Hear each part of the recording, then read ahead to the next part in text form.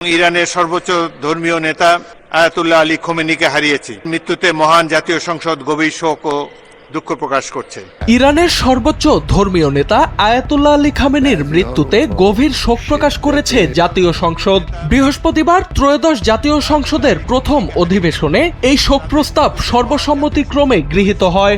অধিবেশনের শুরুতেই আয়াতুল্লাহ খামেনির কর্মময় জীবন ও রাজনৈতিক সংগ্রামের ওপর ভিত্তি করে একটি বিস্তারিত শোক প্রস্তাব উত্থাপন করা হয়। শোক প্রস্তাবে বলা হয়, খামেনির মৃত্যুতে বিশ্ব হারিয়েছে একজন মহান নেতা, বিচক্ষণ ব্যক্তিত্ব এবং প্রভাবশালী ধর্মীয় নেতাকে।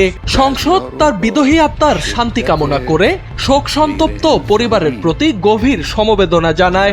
সংসদীয় রেওয়াজ অনুযায়ী এই শোক প্রস্তাবটি পররাষ্ট্র মন্ত্রণালয়ের মাধ্যমে ভাষান্তর করে প্রয়াত নেতার পরিবারের কাছে পাঠানো হবে।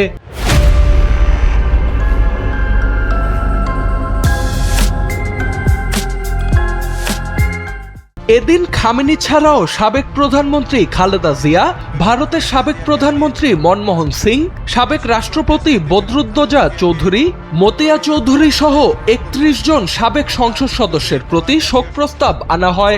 এ সময় জামায়াত নেতা ও সাবেক মন্ত্রী মাওলানা মতিউর রহমান নিজামী, সাবেক এমপি মাওলানা দেলাওয়ার হোসেন সাইদি সহ আরো কয়েকজন নেতার নাম শোক প্রস্তাবে অন্তর্ভুক্ত করার দাবি জানান জামায়াতের নায়েবে আমির সৈয়দ আব্দুল্লাহ মোহাম্মদ তাহের। এছাড়া শরীফ ওসমান বিন হাদি, আবরার ফাহাদ ও ফেলানি খাতুনের নাম শোক প্রস্তাবে অন্তর্ভুক্ত করার দাবি জানান বিরোধী দলীয় চিফ হুইপ নাহিদ ইসলাম।